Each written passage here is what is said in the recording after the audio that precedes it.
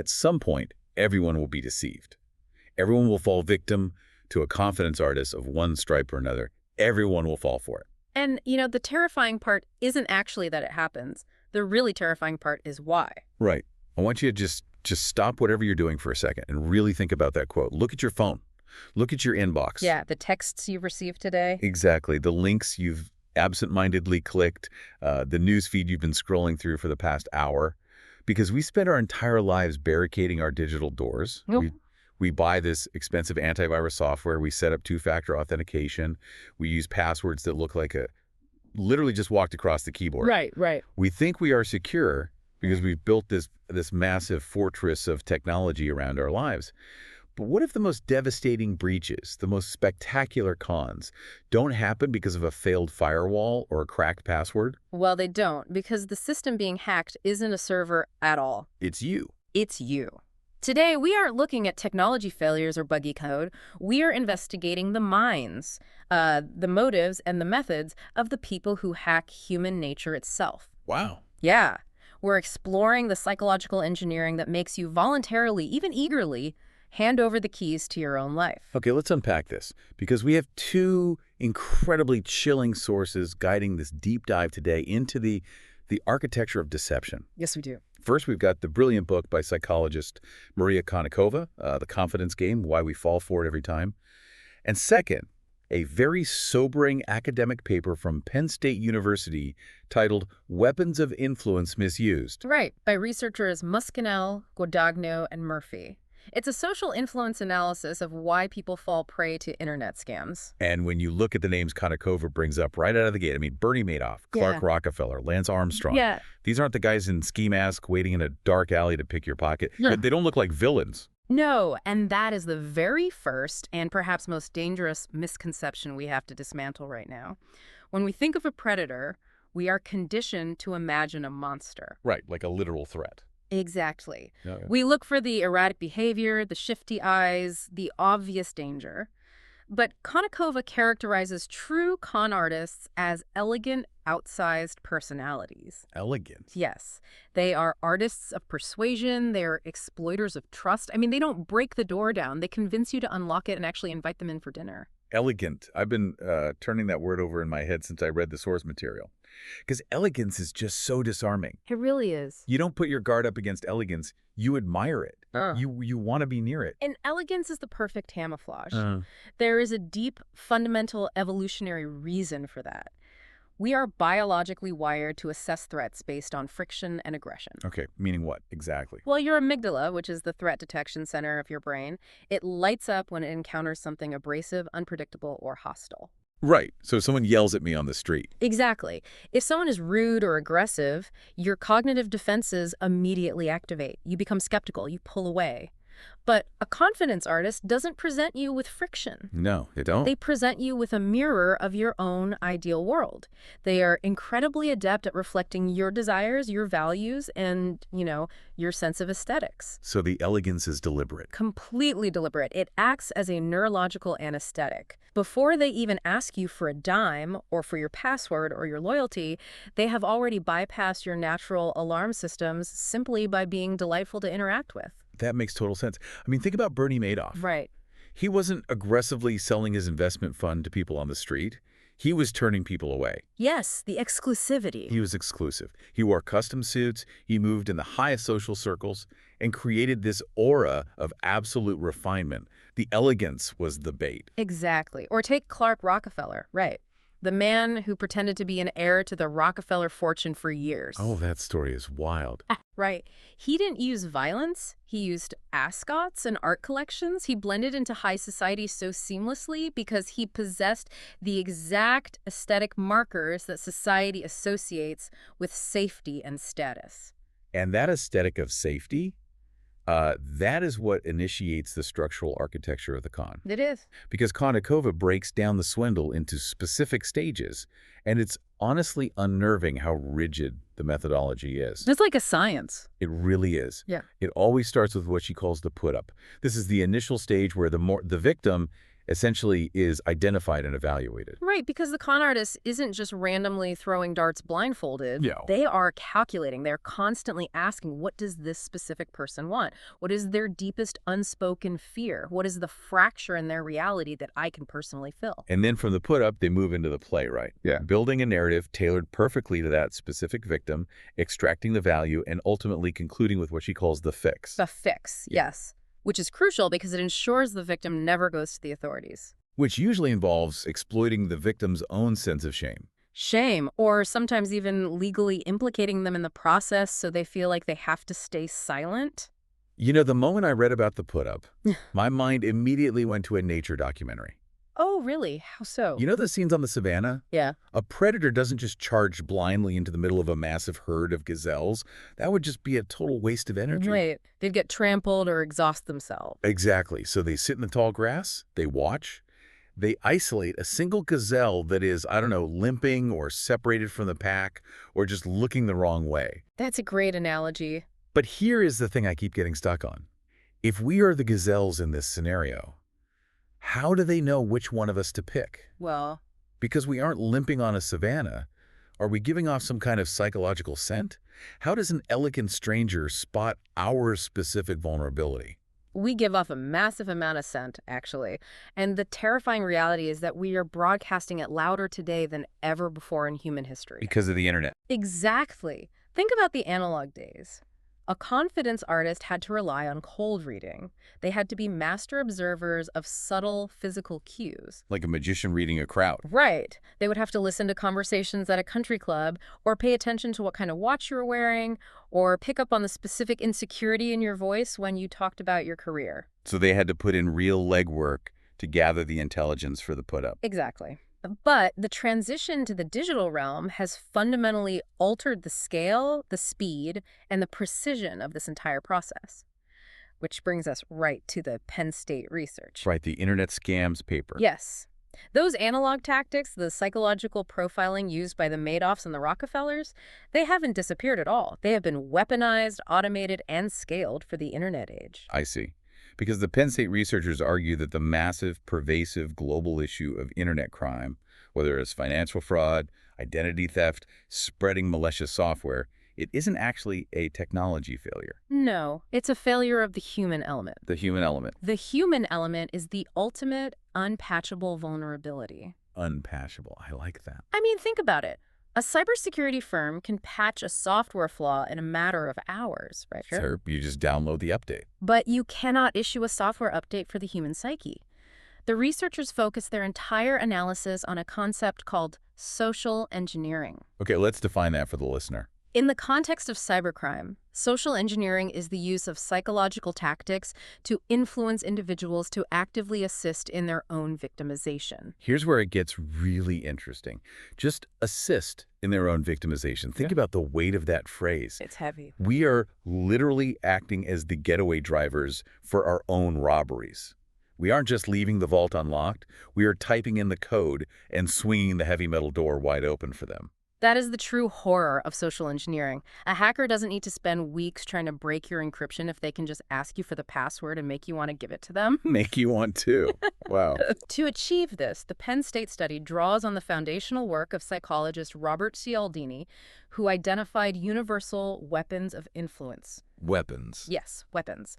The researchers highlight 6 pervasive psychological levers that social engineers misuse to effectively force individuals to take those initial fatal steps toward exploitation. I want to spend some serious time breaking these down because this is the arsenal. This is the exact mechanism of how the digital gazelle gets caught. Let's do it. So I'm looking at the first concept they identify, which Cialdini calls liking. Liking, yes. On the surface, that sounds so benign, almost sweet. It does. But the paper uses it to explain why we click malicious links. So if I see a link in my email from a stranger, I know I shouldn't click it. But if it comes from my best friend, I do. Why does my brain throw all my security training out the window just because I like the sender? It sounds innocent, but neurologically, it is an incredibly powerful override switch. The principle of liking dictates that we are significantly more easily influenced by people we know, people we feel affection for, or even people who just appear similar to us. Okay. In the digital space, scammers exploit this relentlessly by spoofing email addresses or hijacking social media accounts. When you see a direct message from someone you consider a friend, your brain takes a massive cognitive shortcut. A shortcut because why? Because processing information critically requires a lot of metabolic energy. Your brain is constantly looking for ways to conserve energy. Right. It's lazy. Exactly. So when it identifies a known, trusted entity, your friend, it essentially tells the analytical, skeptical part of your mind to just stand down. Wow. The part of your brain that normally inspects a URL to see if it's slightly misspelled, it takes a back seat. The affinity you have for that person acts as a cloaking device for the threat. So if I get a message from my college roommate saying, "Oh my God, is this a video of you?" I don't pause to analyze the syntax of the message. No, you don't. I don't hover my mouse over the link to check the domain. I just click. Because the feeling of friendship, that desire to connect, completely drowns out the quiet voice of caution. Your affection is actively bypassing your own mental firewall. They aren't hacking the machine, they are hacking your friendship. They are parasitizing the trust you've spent years building with that person. Which is incredibly violating. It makes you second-guess your own community. It really does. But that's just the first lever. The Penn State researchers bring up another one that really made me pause because it explains so much about corporate scams. The concept of authority. Authority's huge. You see a fake IRS logo or you get a spoofed email that looks like it's from the CEO of your company, and suddenly highly educated, rational professionals completely freeze up. Yep. All critical thinking is paralyzed. Why do we default to such blind obedience? To understand that, you have to look at how human societies are structured. From a very young age, honestly, from our evolutionary origins, we are conditioned to obey authority figures. Because it kept us alive. Exactly. Hierarchies kept early human tribes organized and safe. Disobeying the chief meant exile, which meant death. Today, we are conditioned by teachers, parents, police officers, bosses. Right. When we are confronted with the symbols of authority, a badge, an official title, a government seal, or even just a very confident tone of voice, our default setting is obedience. We don't even think about it. We don't. The Penn State paper points out that social engineers misuse this deeply ingrained reflex by creating a facade of legitimacy. If you receive an urgent message from the IT help desk or a notice from the IRS, your first instinct isn't to verify their credentials. No, it's to do what they say. Your first instinct is compliance. Questioning authority takes immense cognitive effort and carries a heavy perceived risk. Right, because we are inherently afraid of the consequences of not complying. Exactly. If I ignore an email from the CEO asking for a favor, I might get passed over for a promotion or fired. If I ignore an email from the IRS, I might go to jail. You're weighing the risks. So the scammer isn't just asking for money. They are threatening my livelihood through the proxy of a fake authority figure. Yes. But authority alone sometimes just gets filed in the "I'll deal with this later" pile. How does the scammer force you to act before you have a chance to think it through or, ask a coworker? That's where they introduce the third weapon, scarcity. The act now impulse, the ticking clock. Exactly. Scarcity is the artificial restriction of time or availability. This offer expires in 10 minutes. Your bank account will be permanently frozen in 24 hours unless you verify your identity. We only have 2 of these items left in stock. Yes. Scarcity induces a low-level panic. It floods your system with cortisol. It forcefully pushes you out of a rational, deliberative state of mind where your prefrontal cortex is in charge and shoves you into a reactive, emotional state controlled by your amygdala. It's the ticking time bomb in a thriller movie. That's exactly what it is. You don't have time to study the schematic of the bomb. You just have to pick the red wire or the blue wire right now. Right now. So if we look at how a sophisticated internet scammer operates, they aren't just using one of these weapons in isolation. No, never. They are stacking them. They are building a psychological trap. Mm-hmm. I want to build a scenario here. Okay, let's hear it. Imagine you are sitting at your desk on a Tuesday afternoon. Yeah. You get an email. It looks like it's from your boss. So right away, we have the authority trigger. Right, check. Your boss is usually quite friendly with you, and the email starts with your nickname. So they've spoofed the liking aspect. Check. And the email says they are stuck in a confidential board meeting, they can't be reached by phone, and they need you to wire funds to a new vendor in the next 10 minutes, or the company loses its biggest client of the year. And their scarcity. That's scarcity. That scenario is a brilliant textbook example of the psychological funnel. By stacking those three specific weapons together, the con artist systematically removes all of your cognitive exits. Wow. Cognitive eggs. Think about it. The authority trigger makes you feel obligated to handle the request. The liking trigger makes you want to be helpful and please the boss you admire. And the scarcity trigger removes your ability to pause, verify the request, or walk down the hall to consult a colleague. You're completely boxed in. They isolate you in a reality they have entirely constructed for you. You aren't reacting to the real world anymore. You're reacting to the parameters of their simulation. And sitting here listening to this, you're probably thinking, well, that sounds bad for that hypothetical person, but I wouldn't fall for that. I'm too smart. Everyone thinks that. I've taken the corporate cybersecurity training. I know how to check the sender's email address. I know a Nigerian prince isn't actually trying to give me his fortune. Right. It's so easy to look at the victims of these cons and judge them. Think you can't get conned? Think again. We all believe we are the exception. We all believe our intellectual armor is impenetrable. But that arrogance, that firm belief in your own invulnerability is exactly what the con artist is counting on. Konikova's work drops an absolute paradigm-shifting concept here, and it is crucial to understand. Con artists are not exploiting your stupidity. Okay. They are not scanning the room looking for the least intelligent person or the most gullible person. They are exploiting your fundamental evolutionary human need to believe. Wow. Yeah. Just need to believe. The very mechanism that allows human society to function is trust. The fact that we can drive through an intersection on a green light, trusting that the cross traffic will stop. Right, because otherwise we'd just be paralyzed. Exactly. The fact that we can hand a piece of printed paper to a barista and trust they will give us coffee because we both believe in the value of currency. The fact that we can trust the words coming out of someone's mouth. Yeah. That baseline assumption of truth is the exact mechanism the con artist hacks. If we didn't have a profound biological need to believe in meaning, in narratives, and in each other, society would immediately collapse into sheer, unlivable paranoia. So our strength is the weakness. Our greatest strength, the very glue of our civilization, is the exploit. I want that to really sink in. It's not a flaw in the system. It is the system. It is. That is, honestly, it's terrifying. Yeah. We fall for the con not because our brains are broken, but because our brains are working exactly as they were designed to. Exactly. To be human is to want to believe the story we are being told, especially if it's a good story.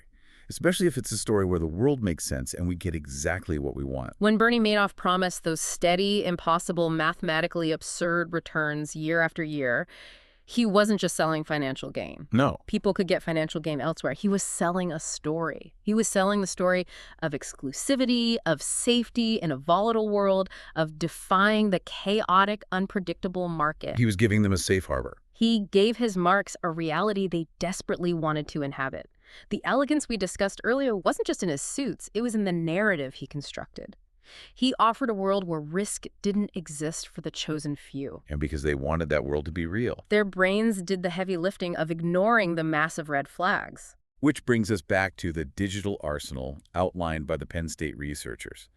Because they identify 3 more weapons that manipulate this exact need to believe. Yes, they do. We've established how they use affection, power, and time against us in a one-on-one dynamic. But what happens when the scammer doesn't rely on a single person or a ticking clock? What happens when they hack our perception of the environment itself? That brings us to the 4th weapon. The 4th weapon they discuss is social proof. Social proof is our primary tool for navigating uncertainty. When human beings don't know what to do in a novel situation, we instinctively look around to see what others are doing. Right. Like if you're at a weird dinner party and don't know which fork to use, you look at the person next to you. Exactly. Or, on a primal level, if you see a crowd running out of a building, you don't walk inside to investigate, you run with them. It's an evolutionary survival mechanism. Okay, so how does that work online? In the digital realm, social engineers manufacture this consensus artificially. They use fake reviews, bot farms to inflate follower counts, and compromised networks to create a false reality of mass approval. Oh, wow. If you are debating downloading a piece of software and you see it has 10,000 5-star reviews and 50 of your connections have shared a link to it, your brain says, well, 10,000 people can't all be wrong. It must be safe. We crowdsource our reality. We do. We outsource our truth to the herd because it's easier than investigating everything ourselves. And the scammers just hack the herd. They do. They create a digital illusion of a crowd, and we blindly follow it over the cliff. Yes. And once they have established that false sense of safety through the herd, they employ the fifth weapon, reciprocity. Reciprocity. This is the deeply ingrained social rule that we must repay in kind what another person has provided us. The digital free gift. It goes back to our hunter-gatherer ancestors. If someone shared their meat with you during a famine, you were obligated to share with them later. Right, otherwise you're a pariah. If you didn't, you were labeled a freeloader and cast out of the tribe. The need to balance the scales of favors is wired into our social DNA. Okay, so how is that weaponized now? In the modern digital context, it might be a free software download, a 30-day free trial, an exclusive PDF guide, or even just someone doing you a seemingly unprompted small favor in a forum. Like fixing a piece of code for you. Exactly. When someone gives us something, even if we didn't ask for it, we feel a psychological debt. We feel an uncomfortable, lingering obligation to balance the scales. So they give you something tiny. The con artist offers a small, practically meaningless favor, and in return asks for something of significant value. Your personal data, your system access, or your money. The debt is entirely manufactured, but the psychological pressure to repay it is very real. It's like someone running up and washing your windshield at a red light without you asking, and then aggressively demanding $1. That's a perfect example. You didn't want the service. You didn't ask for the transaction. But the moment they do it, you feel the pressure of the unwritten social contract. It's deeply uncomfortable to just drive away. It is. But the researchers point out that there is a sixth weapon, and they dedicate significant space to it, suggesting this might be the most insidious psychological trap of all: commitment and consistency. This is where the jaws of the trap truly snap shut. Human beings have a deep, fundamental desire to be and to appear consistent in our words, our beliefs, our attitudes, and our deeds. Why is consistency so important to us? Because consistency is viewed by society as a hallmark of logic and stability. Inconsistency is viewed as erratic and untrustworthy. Once we make a choice or take a stand, we face immense personal and interpersonal pressures to behave consistently with that initial commitment. Let's zero in on a specific, terrifying phrase from the Penn State paper here. They say these weapons are used to influence individuals to take the initial steps toward their exploitation. Yes, the initial steps. Wait, so it's not about stealing the money right away. The scam doesn't start with a big ask. It's just about getting me to say yes to a tiny, seemingly innocent question first. That is the micro-commitment trap. A master confidence artist or a sophisticated phishing campaign rarely starts by asking for your bank routing number. Right, because I'd immediately say no. That would trigger your defenses immediately, so they start with a trivial request. Yeah. Can you confirm this is your correct email address? Do you agree that online security is important? Could you take a one-question survey to help a student out? Things you can't really say no to without feeling weird. It seems so small that refusing it feels rude. But once you say yes to that small thing, you have crossed an invisible psychological threshold. You have made a commitment. You've established a self-image, however fleeting, as someone who cooperates with this specific entity. And then, when the next request comes, which is slightly larger, maybe asking for my zip code or my phone number, I feel compelled to say yes to maintain my own consistency. I've already decided I'm cooperating with this person. This triggers a profound psychological chain reaction driven by cognitive dissonance. Cognitive dissonance. Break that down for us. Cognitive dissonance is the severe mental discomfort we feel when our beliefs contradict our actions. As the scammer's requests get larger and more invasive, and even as obvious red flags start to appear, your brain will actually bend reality to stay consistent with your initial choice. Bend reality. Yes.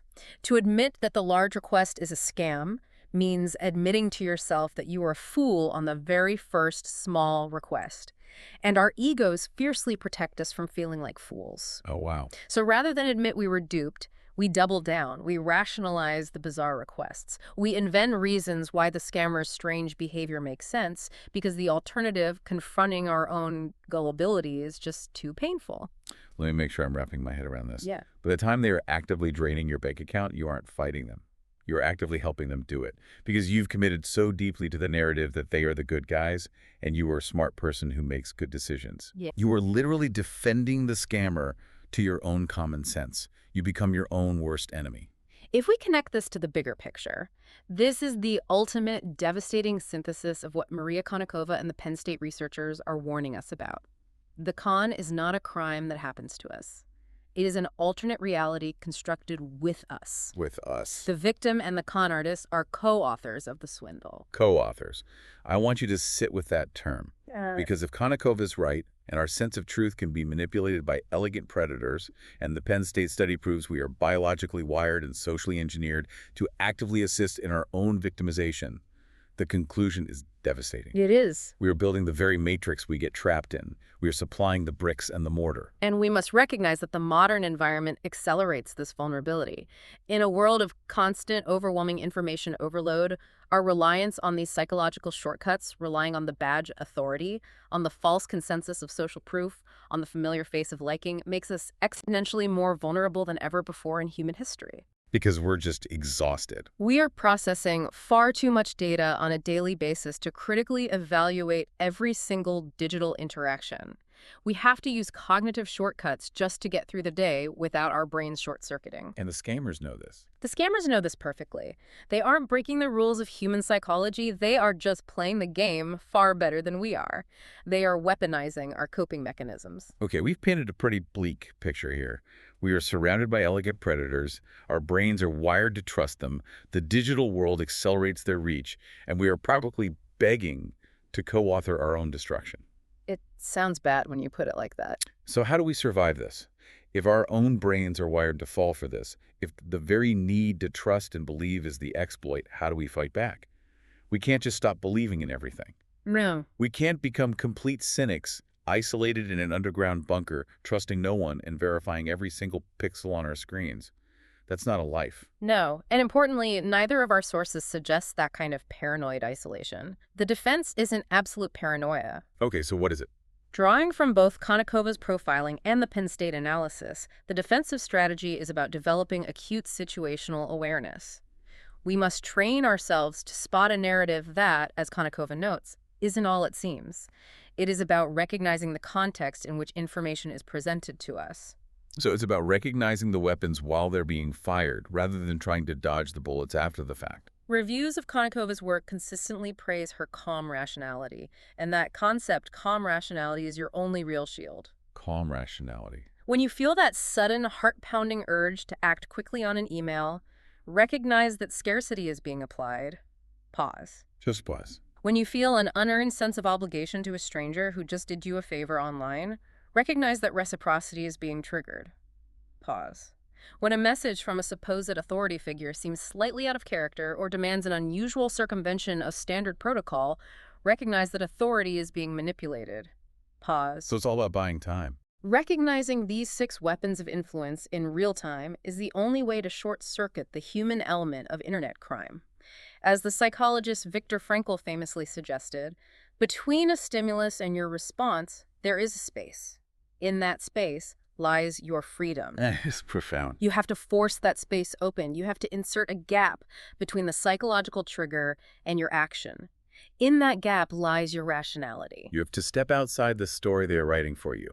When you feel the narrative pulling you in, you have to refuse to be the co-author. This raises an incredibly important question, though, and it's where the real challenge lies. It is one thing to recognize a clumsy, phishing email that uses false urgency.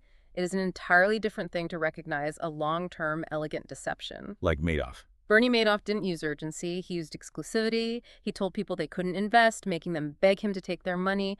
The defense requires constant, uncomfortable vigilance against our own desires. Against what we want. If an opportunity perfectly aligns with what you most deeply wish to be true, whether it's an impossible financial return, a magical health cure, a perfect romantic partner online, or even a political narrative that perfectly validates your worldview, that is precisely when your critical thinking needs to be at its absolute sharpest. Because if it seems too good to be true, they already know you want to believe it. They have found your fracture, and they are filling it. The ultimate vulnerability isn't greed. It never has been. The vulnerability is hope. The con artist preys on our hope that the world can be better, easier, or more magical than it actually is. So, what does this all mean for you? You've spent this whole deep dive thinking about the obvious scammers.